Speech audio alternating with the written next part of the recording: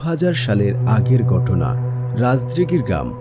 তখনকার সময় police, army এগুলো শুধু বড় বড় শহরেই বিচলিত ছিল। রাজদিঘির মতো গ্রামের লোকজনকে কিংবদন্তি পুলিশের চুর ধরার ঘটনা শুনেই সন্তুষ্ট থাকতে হতো। ফলাফল দিনে দুপুরে দস্যু কর্তৃক হামলা, আর রাতের বেলা তো কথাই নেই। গ্রামের যুবক ছেলেরা মিলে লাঠিয়ান বাহিনী বানালেও দুঃসাহসিকতা লুটদের কাছ থেকে রেহাই নেই। অতর্কিত আক্রমণ চালিয়ে সামনে যা পায় তা লুট করে নিয়ে যায়। সোনা দানা, যুবতী, মেয়ে কেউই নিরাপদ ছিল না। গ্রামের মাঝে লুটদের সাথে লাঠিয়ান সংঘর্ষের কিছু লাশও পড়ত। তখন হয়তো টাকার লোভে কিছু পুলিশ এসে হাজির হতো। দিনে দিনে অবস্থার অবনতি হচ্ছিল। যখন তখন দস্যুরা এসে হাজির হয়। আর একটু ভালো থাকার জন্য গ্রামের কিছু লোক ভিটামাটি ছেড়ে কোথাও দূরে চলে যায়। তাদের দেখা দেখি আরও অনেকেই দূরে চলে যেতে শুরু করে। গ্রামের মুরব্বীরা দেখল, এভাবে চলতে থাকলে গ্রাম জনশূন্য হয়ে যাবে। মাইলের পর ধনির জমি কে দেখবে তখন? বহু চিন্তাভাবনা করে রাজদিঘির গ্রামের মুরব্বীরা ঠিক করল, আর নয়, এবার কিছু একটা করতে হবে। রাজদিঘির গ্রাম থেকে মাইল 5 দূরে নিয়ামতপুর গ্রাম। রাজদিঘির গ্রামের সকল মুরব্বীরা হাজির হলো নিয়ামতপুরে তান বাদশার দরবারে।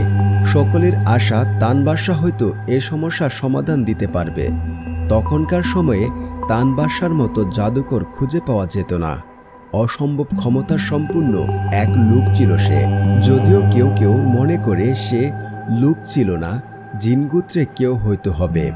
তান বাদশার ক্ষমতার একটা উদাহরণ দিচ্ছি। একবার গ্রামের সকল লোকের সামনে সে পানির উপর দিয়ে হেঁটে হেঁটে নদীর পার হয়েছিল।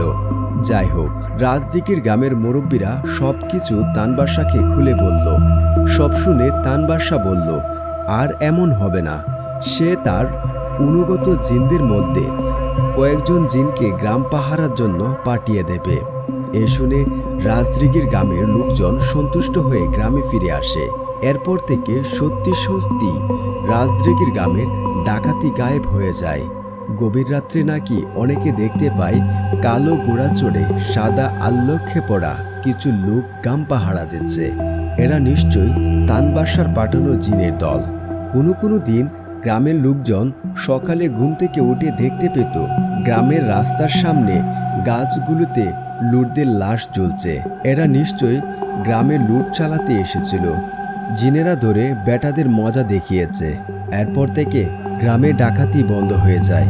আপনাদের যারা মনে করেন এসব গল্প, তাদের বলছি, এখনো গভীর রাতে পাহারাদারে জিনদের দেখা যায়। দর্শক, আমাদের কাছে আজকের এই গল্পটি রাজদিঘি গ্রাম থেকে পাঠানো হয়েছে। আপনাদের সাথে যাদের ঘটে যাওয়া বাস্তব ঘটনা, জিনদের এবং ভূতদের কাহিনী আপনাদের সামনে তুলে ধরব। আমাদের সাথে লিখতে পারেন ইমেলে, এবং কমেন্ট বক্সেও আপনারা আপনাদের গল্প পাঠাতে পারেন আমাদের কাছে। এমন সত্য সত্য ঘটনা শোনার জন্য আমাদের সাথে আপনারা যুক্ত থাকতে পারেন।